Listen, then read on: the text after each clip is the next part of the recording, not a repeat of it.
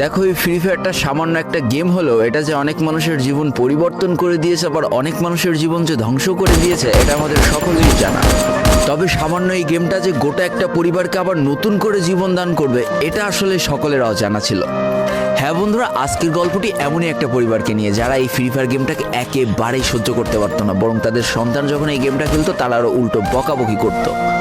আর ভাগ্যের কি অপূর্ব লীলা খেলা, তখন সেই গেমটা আজকে গোটা পরিবারটাকে বাঁচিয়ে রেখেছে। আর এখন তার বাবা মাও উৎসাহ দেয় তাদের সন্তানকে যে ফ্রি ফায়ার খেলো। এজন্যই চলো জেনে আসি আসলে কি এমন ঘটেছিল ওই পরিবারটার সাথে। তো বেশি ব্যাকপ্যাক না করে ছোট্ট একটা ইন্ট্রো দিয়ে আজকের ভিডিও শুরু করা যায়। তো আজকের গল্পটা শুরু হতে চলেছে ছোট্ট একটা গ্রামের ছোট্ট একটা পরিবারকে নিয়ে।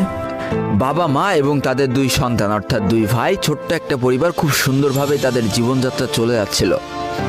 বড় ভাই একটা কোম্পানিতে লেবারের চাকরি করে, বাবা কৃষিকাজ করে, আর তাদের ছোট সন্তান অর্থাৎ ছোট ছেলে কিন্তু ক্লাস 8-এ পড়াশোনা করে। দারিদ্রতার বেড়াজালে আটকে পড়া পরিবারকে সাপোর্ট দেওয়ার জন্য তাদের বড় ভাইকে খুব অল্প বয়সে কাজে চলে যেতে হয়েছে। এই জন্য বড় ভাইয়ের পড়াশোনাটা ঠিকমতো হয়ে ওঠেনি। তবে বাবা মার একটাই স্বপ্ন ছিল যে তাদের ছোট সন্তান অর্থাৎ ছোট ছেলে যাতে উচ্চশিক্ষায় শিক্ষিত হয়।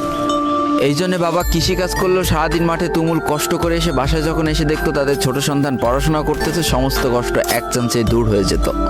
আর তাদের ছোট সন্তান পরিবারের অভাব দেখতে দেখতে বড় হচ্ছে, তো তাই সে একটা সময় ঠিক করেই ফেলে যে তাকে অনেক বড় হতে হবে, লেখাপড়া করে অনেক বড় মানুষের মতো মানুষ হতে হবে। আর ঠিক এমনটাই হতে থাকে। তাদের ছোট ছেলে খুব ভালো রেজাল্টও করতে থাকে, প্রত্যেক ক্লাসে টপ হতেও থাকে। তবে তার একটা বদ অভ্যাস ছিল, সেটা হচ্ছে ফ্রি ফায়ার গেম খেলা। করোনা চলার সময় যখন তার স্কুল বন্ধ হয়ে যায় তখন তার বাবা এবং বড় ভাইয়ের জমানো কিছু টাকা দিয়ে তাকে একটা ফোন কিনে দেওয়া হয় অনলাইনে ক্লাস করার জন্য। তার ফোনটা ছিল 3 GB র্যামের একটা ফোন। তবে এইখান থেকেই তার ফ্রি ফায়ার গেমের সাথে পরিচয় হওয়া। সারাদিন পড়াশোনার ফাঁকে সময় পেলেই সে ফ্রি ফায়ার গেম নিয়ে বসে পড়তো। আগে যেমন বাইরে খেলাধুলা করতো, এখন সে আর বাইরে খেলাধুলা করে না, ঘরে বসে সারাদিন ফোন টিপে আর ফোনে গেম খেলে। এদিকে তার বাবা মা যখন ফ্রি ফায়ার গেম খেলা দেখতো তখন প্রচণ্ড পরিমাণ রেগে যেত, এমনকি মারধর পর্যন্ত করতো যে তুই এই গেম খেলা বাদ দিয়ে দে। তবে তাদের ছোট ছেলে যতই বাবা মার বাধ্য সন্তান হোক না কেন, ফ্রি ফায়ার গেমটা ছাড়তে সে একেবারেই নারাজ।